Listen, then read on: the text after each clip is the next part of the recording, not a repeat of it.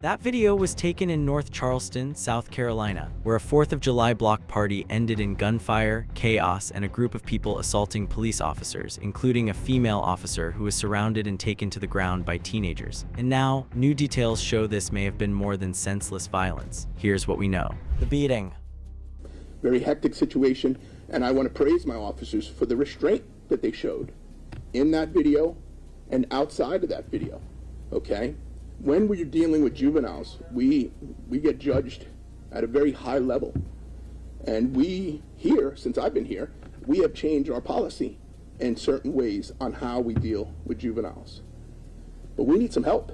That clip is only a handful of seconds long, and it did all the damage a clip can do. It showed a young female North Charleston officer down on the grass near the train tracks, swarmed by a group of teenagers. She's outnumbered. She can't get up. The group kicks her, hits her, pulls at her while she's down, and at least one of them fires a Roman candle straight into the middle of the pile. And the people around her, phones up, recording, not one hand reaching down to pull her out. Dozens of people close enough to touch her, and the only thing they raised was a camera. That image, more than the punches, more than the firework, is what made the internet recoil. It's also the image that decided the story before anyone in a uniform got to say a word. By the time the sun came up, millions of people had already reached a verdict off a few seconds of shaky footage. And that's exactly the problem the police were about to complicate. But to understand how a cop ended up alone in the dirt, you have to rewind, because none of this started as a riot. It started as a cookout. This was the Chicora Cherokee community of North Charleston, South Carolina, right by Chicora Community Park on Calvert Street, a permitted neighborhood block party that had been thrown on that same spot for roughly a decade with no real trouble. Grills going, kids running, music up. And the police weren't ambushed by it. Earlier that same day, department leadership had sat down with the organizers to sort out traffic and parking.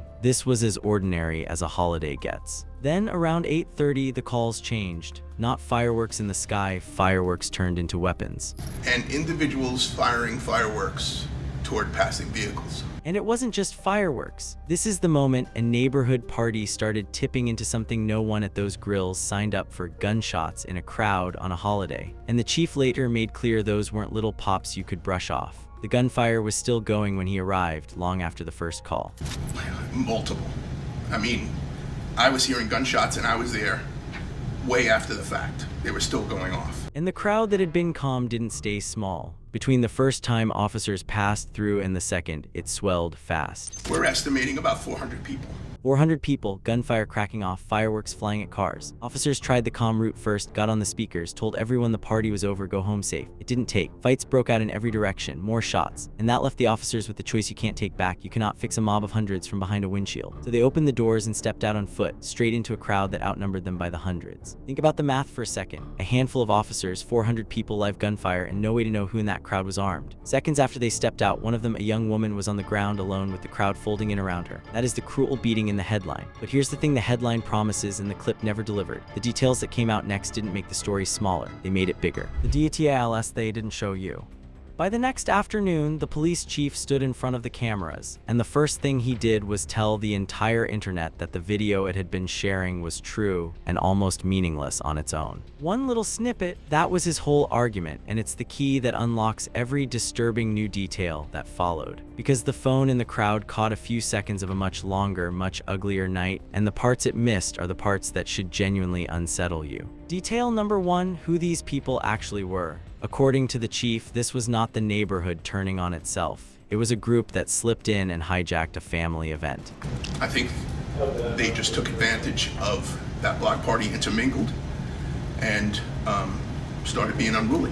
They blended into a friendly cookout and then torched the whole mood from the inside. And detail number two makes it worse because it means this wasn't a total surprise. The police had a warning. Lie. We had prior intelligence that a bunch of kids, a bunch of juveniles were going to be running around, having these fights with these, Roman candles. Sit with that, they knew a group of kids was planning to roam the area starting fights with fireworks. They just didn't know it would land on this block at this party at this hour. So the spontaneous chaos, everyone assumed they were watching. Police say they'd heard the outline of it before it ever happened. That single admission changes the texture of the whole night. This wasn't a party that randomly boiled over. It was, by the department's own telling, a plan looking for a place to touch down, and it found a decade-old neighborhood cookout to hide inside. And that reframes the crowd too. Because if a group came in already intending to fight with fireworks, then the officers weren't walking into a party that went bad. They were walking into a setup. Then came the detail that reframed the entire scene, the hardware. Because while the internet argued about a beating, officers were pulling weapons off that field.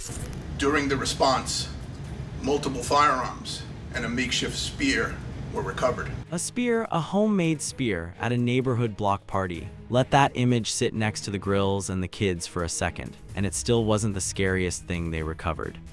Also, we recovered 4 firearms, 2 of which were automatic, okay? 4 guns, 2 of them automatic. In a crowd of 400 on a holiday surrounded by families. Automatic meaning built to fire round after round with a single squeeze of the trigger in the middle of a residential street, feet away from children. Now put the 2 pictures side by side. The version the internet fought over, a lone officer, a swarm phones in the air. The version the phones cropped out, automatic weapons and an improvised spear scattered through the same crowd. Same night, 2 completely different stories. And the chief's point was surgical. The beating you were outraged about was happening on the same patch of grass as loaded automatic firearms. He wasn't downplaying the assault. He was telling you it was one danger among several and not even the deadliest one. And it wasn't only the woman in the video who got hurt. This is a detail almost nobody caught from the clip.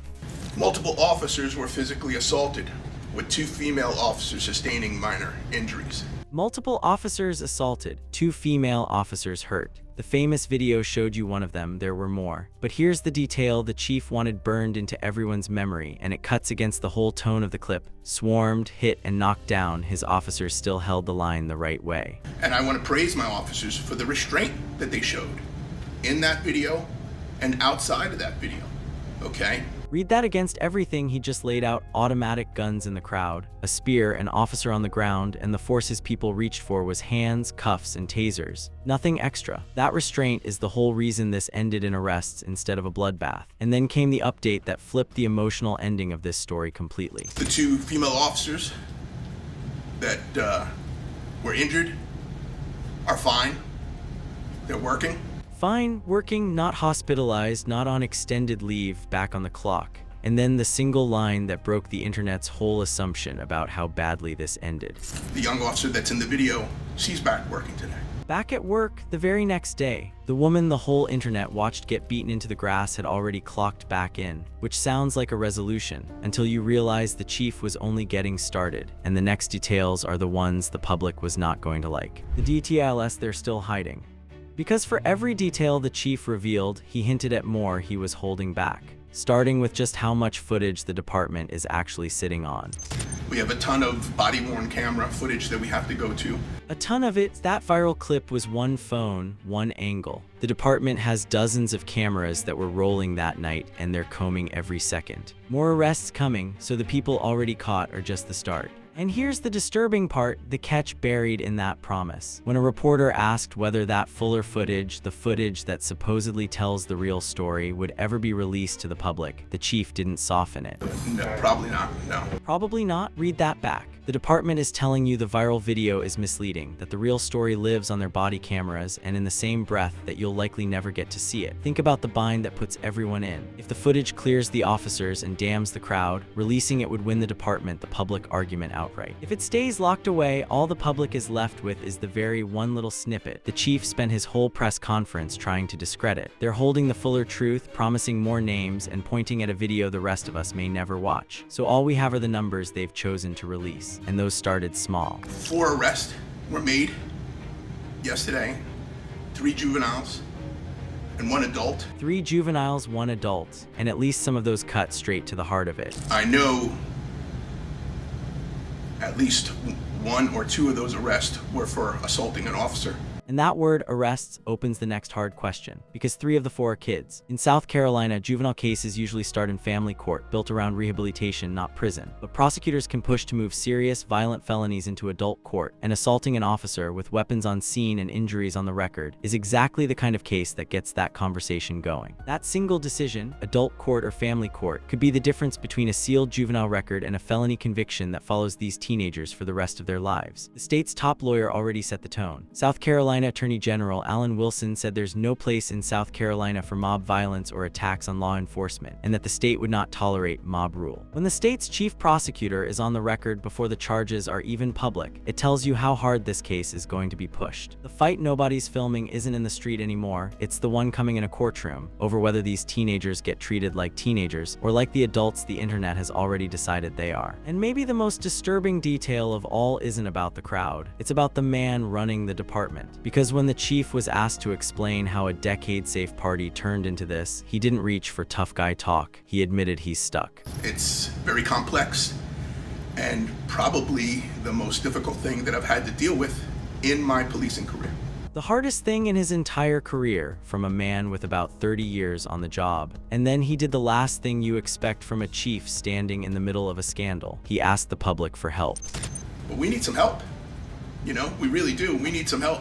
We need some help from the community. That's the tell. This wasn't a department flexing its power. It was a department admitting the problem is bigger than they can arrest their way out of. They've already changed policy, so a higher-ranking officer now has to respond to certain juvenile calls to lower the temperature. And the chief says he's meeting with community leaders and mentorship groups to get ahead of the next one. Though here's where the disturbing new details leave us. Cruel beating that was real but was the smallest part of the night. Automatic weapons and a homemade spear the clip never showed. Prior intelligence that hinted it was coming. Multiple officers hurt, not just one. An officer back at work the very next day. Stack of body camera footage that promises more arrests and may never see daylight. And a veteran chief openly admitting this is the hardest thing he's ever faced. Every one of those details was sitting just outside the frame of the video that made you angry, and every one of them makes the story more complicated than the 15 seconds that went viral. That's the uncomfortable lesson buried in this whole thing. The clip that outraged a nation was true, and it still wasn't the truth. The video was the snippet. The details are the story, and by the department's own promise, more of them are still coming. Police are asking anyone with photos